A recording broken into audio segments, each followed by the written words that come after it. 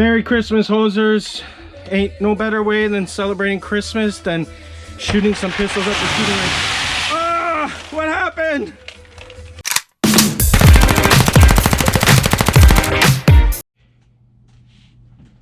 About 3,000 down, and I've still got all this and all this to go.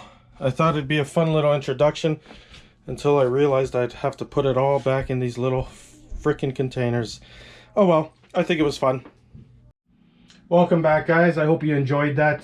That took me forever. Imagine a fat guy on his hands and knees trying to pick up 7,000 loose rounds of 9mm. It wasn't pleasant. I was dripping sweat. There's cat hair in my ammo now, so I hope it was worth it. But in all seriousness, please lock up all your ammo. In Canada, we have to keep ammo completely separate. I go a step further and I lock it in a safe. I encourage you guys to do the same, just as I encourage you all to wear your seatbelts. So take it for what it is. It's just a point of advice. I know in America, you guys like to keep your ammo near you, but today we're going to do the MCarbo trigger spring kit for the Glocks. So this is the kit. This is specifically for Gen 5. I'll point out the differences when I dive in. But this G17 already has it done, and as you can see, it's a little smoother on the take up. It breaks a lot smoother and resets much sooner. It's, you know, I don't know if it's a huge difference, and maybe I didn't polish it enough. I'm gonna polish these ones a little bit further. But the one thing I don't like, and I don't know if I did it wrong or what, we'll see when I compare it to the other ones. But you see right now, I hope you could see, I'll try to zoom in if I can.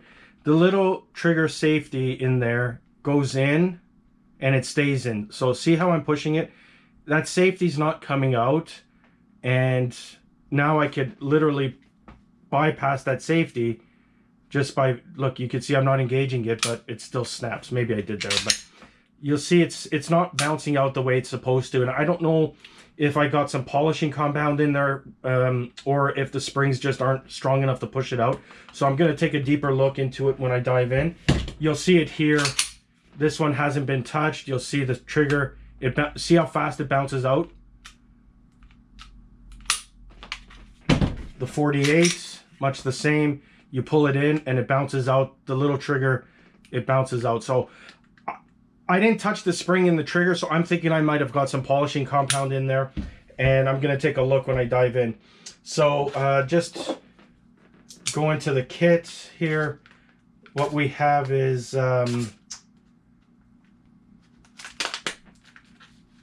it comes with 3 firing pin springs, which I believe are just 4, 5, and 6 pounds respectively.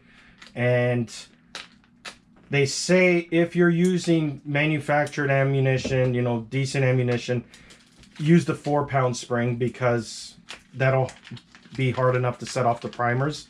So that's what I used in the 17, and I've had 0 problems with it. So first and foremost, I think this is the big one. This is the spring that goes in the trigger unit housing. It's a little different than the Gen 1s to 4. Those ones, they have a captured spring that you just connect. This one, you actually have to undo the trigger housing assembly in the back and just replace this on a captured rod. So that's the first part. Second is the 4, 5, and 6. Oops, dropped it. So 4, 5, and 6 firing pin springs. This is just going to put a little less tension on the firing spring, I guess, to release it easier. And then it comes with this tiny little piece of sandpaper, and for 30 bucks you think they'd give you a bigger piece of sandpaper and some grease. They recommend you wet sand the I'll show you when I take it apart. And then last but not least, and I dropped it, is the spring for the firing pin block. So the block, the spring gets reduced power, so that block is the firing pin safety goes up a little bit easier. And that's supposed to be, you know, all contributing to a smoother pull. And like I said, on the test, this does go down by 1 pound. On average, it's 1 pound, as high as 1.2. It is, you know, again, I'm going to polish it a little bit more. It is much smoother. less take up, and it breaks a lot cleaner. It's more of a rolling break rather than a, you know, a hit the wall. So I'll try to go slow, but you could see it's not like, you know, other guns or a 1911, you hit a wall and then it just breaks. This one has roll to it. So you see, like here, I'm hitting the wall, so to speak, but I'm rolling it, more pressure, and then it breaks. So I kind of like it. The one thing I don't like is how this firing, this trigger safety isn't coming back out. And that's a little frustrating because, you know, I just worry. Not that I carry the gun or anything, but you know, I don't like things when they don't work. So I'm going to take a deep look into that. So I'm going to change camera angles, start this, and I'll try to roll in some footage. I'm not going to capture the whole thing. I'll just show you the end results. Okay, so we're all ready to go. I'm just going to quickly show you what we're going to do today. So we're going to punch this pin out, this pin out. This is a Gen 5, so it only has 2. The 1 to 4s have 3. So this pin is going to remove your locking block. It's going to help you take out your trigger. And then back here, this pin removes this whole trigger assembly. So the difference I was trying to point out earlier is that these ones now use a cruciform. It's the shape of a cross, and it kind of locks under the tension of a captured, it's hard to see because it's a little dirty, but it's captured under this little lip. And then that whole unit comes out, and what you have to do is you have to pull it out and change the spring on a captured guide rod, whereas the old gens used a spring with 2 hooks. So it hooks on the top, hooks on the bottom, and then it just compresses with the hooks. So that's what we're going to do there on the actual frame. And as for the slide assembly, we're going to have to pull everything out and change the firing pin spring in there. And then this point right here, this is the firing pin safety that goes up and down. So what they recommend is actually sanding this down with the wet sand and just smoothing it out, then polishing it, and then putting in the lesser spring so that it goes up and down a lot more freely. And I guess when you smooth it out, it just, this right here engages it a lot cleaner, and it's just more smooth, less grit, and it depresses it. So that's what the actual trigger kit is itself. But then one step further would be when you take this out, I'm going to polish this block. Really, I don't think this contributes to anything, but I'm going to polish it just so it looks good. And then what they recommend is polishing the contact points. So specifically, you're going to be polishing right here. And then up here, they say just smooth it out, the cruciform and the lip, and then put a little grease. And then what I'm going to do on this one is, because, as I said in the last video, because this was Cerakoted and it's a little gritty, I'm going to actually take a little of the Cerakote off the frame, and I'm going to polish the trigger bar. I hope you could see it, but this whole bar right here, I'm going to polish that. And I'm just going to use the MCarbo compound, which is basically flits. So I ordered this on Amazon for 12 bucks, I think. You could find cheaper stuff, but the actual MCarbo kit that I bought came with flits, and I'm almost done. So I just bought more flits, and it seems to work well. The idea is we're not polishing it to get a mirror finish. The mirror finish is going to be more for aesthetics. What we're doing is we're polishing it to get rid of the imperfections and just make it smoother. So I'm just going to use a hand drill. I don't even think I'm going to use a Dremel. I'm just going to go low RPMs, just smooth it out, make sure it's nice and smooth, and grease it up and put it back together. So we'll pick up a little bit later. Is there anything better than working on a pistol listening to Nickelback on your Christmas holidays? I really don't think there is. Anyways, the slide's been taken apart. Again, I'm not going to show it on camera just because it's too hard to see. Just want to quickly show you what we are going to change here. So this is the spring that we're going to change. It's captured in there. So you just take this one, I'll put the new one in. It's a lot softer. This one is the guide rod that holds the extractor in place. I'm going to polish this for no other reason than it's out and I've got the polishing kit here. Don't think it does anything, but I'm going to polish it just quickly. So the only tricky part on this whole kit is right here. This is the striker, the firing pin that's captured under tension on this spring. And what it is there's 2 little pieces of plastic there that capture the spring and hold it up against there. So what I saw on YouTube, I believe it was the MCarbo or Johnny Glock channels. What you're going to do is you're just going to put this, rest it in here. It'll slide right in. And then you're going to pull this down, pull the spring down. And then you could separate those two little pieces of plastic and it comes off.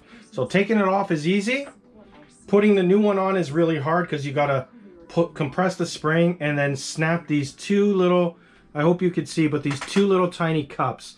And what they do is they form a, they capture the new spring and lets it compress. So that's the only hard part. And again, this is why I'm not doing it on camera, because this is probably going to take me 3 Nickelback songs. So I got the 5-pound spring on. That was a little bit harder than the 4-pound. I have to admit the 4-pound was a pain. This one was a real bitch. It took me a while. So I've already sanded this down, a wet sand. You can see it's a little bit smoother. I haven't actually polished it yet. The other thing I wanted to point out right now is you're gonna sand here and polish. And this is where it engages. This is a point of contact. I believe it just releases and this falls to let it strike, and that's your firing pin. So we're just going to give that a quick sand and then a nice little polish.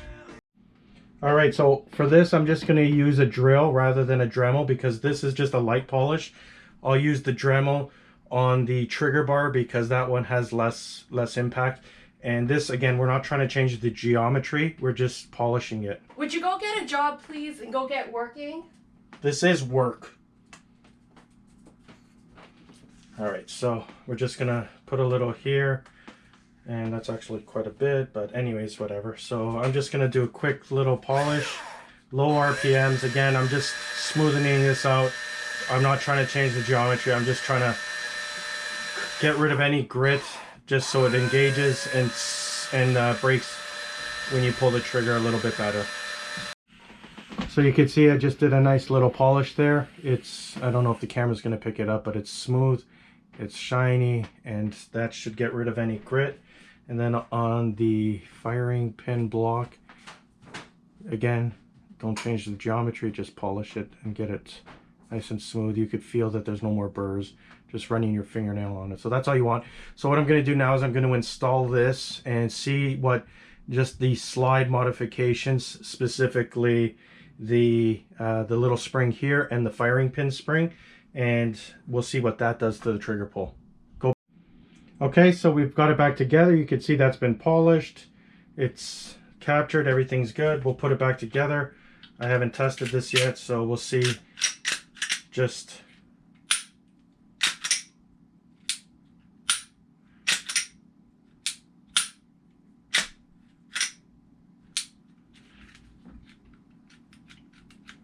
you know what? It's still a little too early to tell.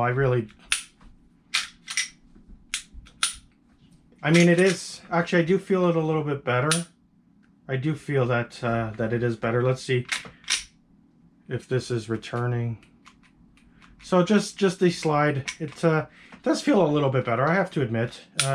It's not as bad as it was. So we'll continue on and see what messing around with the frame does.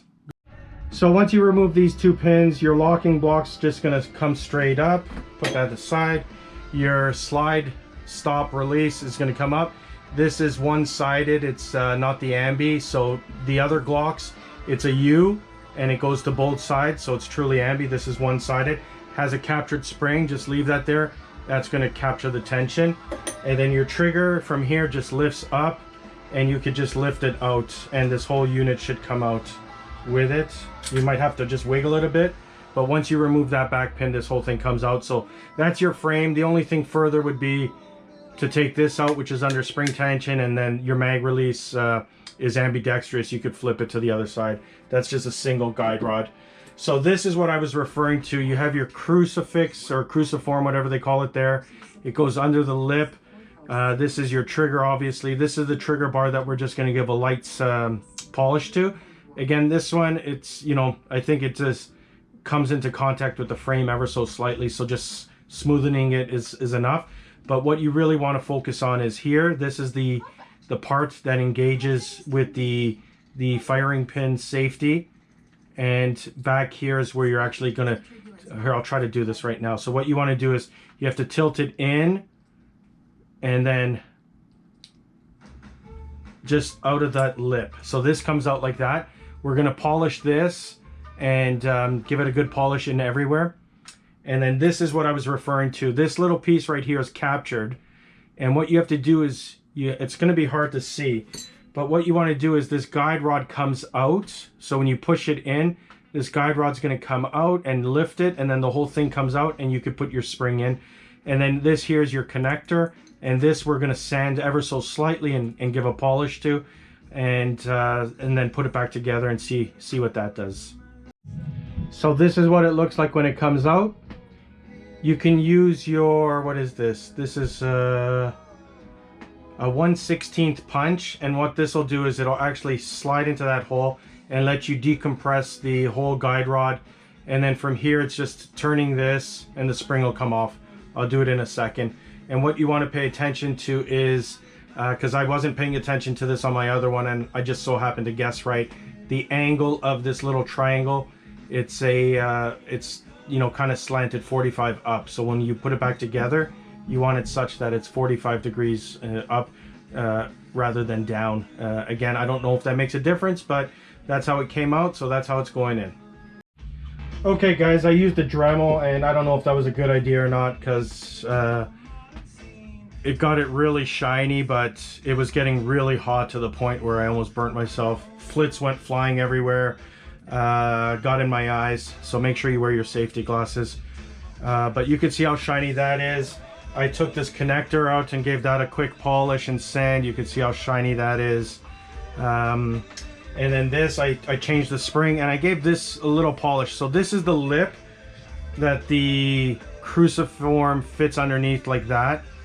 And it just locks in and then it releases, and that's your trigger pull. So the points are rubbing and now they've been smoothened out with a little polish. I'm gonna put a little lube in there, and that's it. It's ready to go back together. So we'll see how it goes. Alright guys, so here we have it. I just finished it up, haven't lubed it, just put it back in. I did a little polish on the locking block. You can see how shiny everything is. Everything's back together. We're going to put it in and see how it functions. So this is with the trigger spring installed, and it's a little bit better there. What I do like is that it's bouncing back. That little safety is bouncing back, unlike the other one. I'm starting to think maybe I got compound in there, but let's see how it breaks.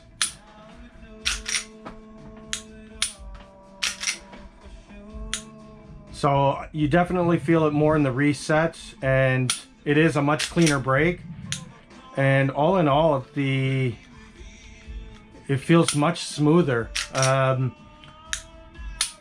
Yeah, just definitely feels smoother. The reset is nice. This one doesn't feel as much as a rolling brake as the 17, but definitely worth the 26 bucks and a little bit of flits. Highly recommend it. If you want, you know, further detail about putting that kit in or polishing, just check out the MCarbo videos. They're great. All right, guys, hope you enjoyed it. Can't wait to shoot this and get back to you.